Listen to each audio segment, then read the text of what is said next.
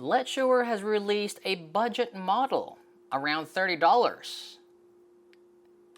Let's take a look at it. Good day guys, this is Practiphile, and yeah, today we're going to look at Letshuoer's D02.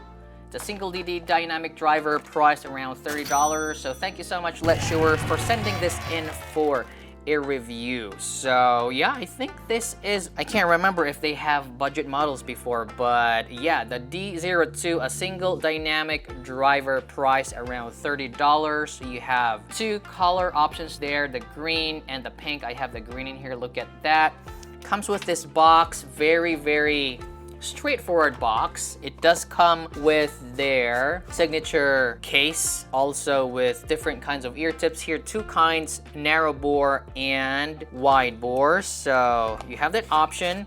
The cable is, it's fine for the price. It feels like the, you know, like the KZ stuff, but it's not as stiff as the KZ cables. They're actually still manageable. It also comes with this L-type, and I'm gonna talk about that later. Fit is okay. I mean, it fits like a bullet style IM because it doesn't have standard resin shell wherein it comforts to your ear canal or something. But there is one problem though. This kind of cable here, like the L shape, I mean, I'm not sure what their ears are. Maybe the tester's ears are small, or maybe my ears are just big. But this kind of angled pin actually makes the seal a little bit difficult to, it's just difficult for me because of that too narrow angle in there. It actually pulls the IM out. So I would have preferred they use the regular pin wherein like it's just straight compared to this one here, because I just think the L shape does not work with this IM design. So when I used the different one, I didn't have problems with the fit. So it may be just my ears. It could be different for you, but I just wish that they stop using this L-shaped pin because the fit is a doorway to sound. So companies should actually think of the fit first before even diving onto the sound of these ones here.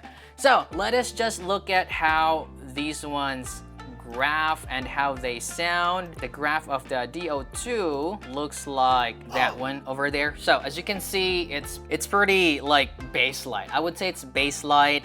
Is it mid-centric? Yeah, I can consider it as a mid-centric IM. There's really not a lot of bass in there.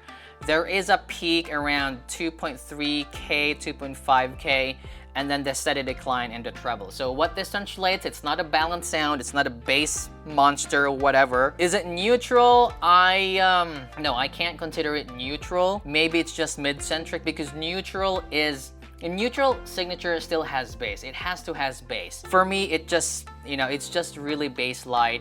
And even if it's bass light, you actually have very good mids presence in there, very open sounding, very clean. And really, like, maybe you think that the treble can be very piercing because we see a peak in there. I don't hear that at all. It's just very clean sounding, especially on the vocals. So that is the tonality there. I think it's bass light or mid-centric IM.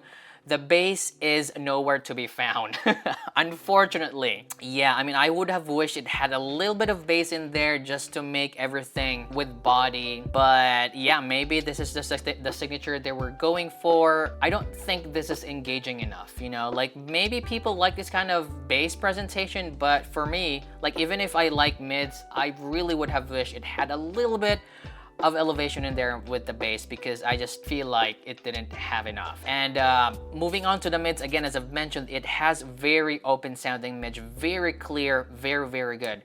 So if you are a mid-centric person, if you like vocals and instruments, this might be for you. And if you are allergic to bass, this might be for you. No doubt about the mids here. The vocals are just very clean sounding, very crystal clear without that fatigue. I mean, yeah, the peak there sounds scary, but I don't know, it just felt maybe at higher volumes this can be a problem. Maybe it's just me, I don't really listen to higher volumes, that's why this peak doesn't really bother me at all. The dip here at the 6K also helped with that overall heft because it can bring lower mids and bass a little bit up because of that dip in there. You don't really see a lot of treble sparkle as well. I mean, there's a peak past 10K in there just for that extra shimmer, and they don't sound dark at all. Actually, The treble is also, you know, it complements well with the overall signature, especially for the female vocals. They just shine on this.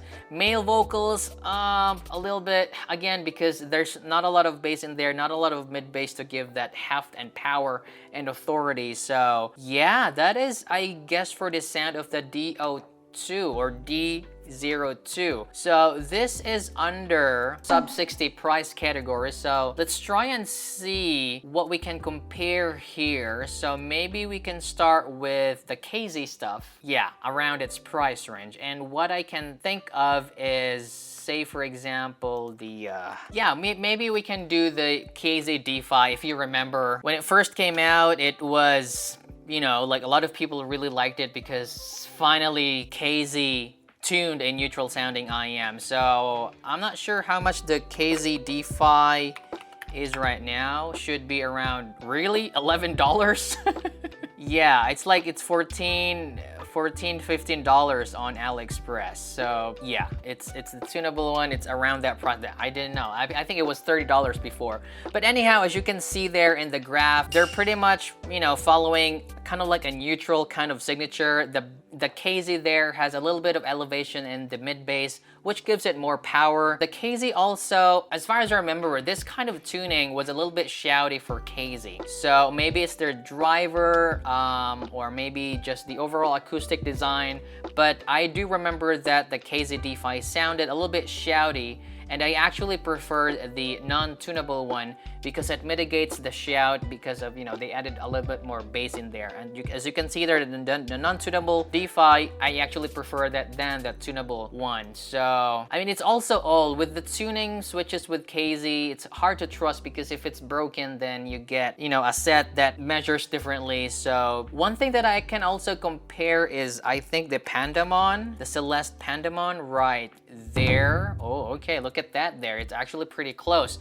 So the Pandamon there, it kind of like follows the same curve, but with a more neutral approach. What I said, it's neutral because it actually has some bass. And again, neutral for me does not mean no bass. Neutral for me is there's no overemphasis of any of the frequencies. There's no overboosting of the bass, there's no overboosting of the mids, and no overboosting of the treble. The Pandamon priced around, I think, $30 now, $59, I think $40. I think you can buy them for like, I don't know, the first version, not the 2.0, the first version with the funny shell design. But yeah, I think for the price, I mean, if you're mid-centric, maybe you can consider the D02. If you like a more neutral sound, maybe you can pay more to get the Pandamon because I feel like that has like a more balanced sound overall. Another one that I can think of would be the EPZ-Q1 Pro. I think they are priced in the same price range with the D02 right there. Okay, as you can see, there is a little bit of difference in the tuning, but I'm just showing you what you can buy in this price range. So if you want a little bit more bass and a little bit more treble, then maybe you can consider the EPZ-Q1 Pro. EPZ-Q1 Pro also actually sounds very clean, and it has bass. So if you want more balance and more sparkle, then consider the EPZ-Q1 Pro.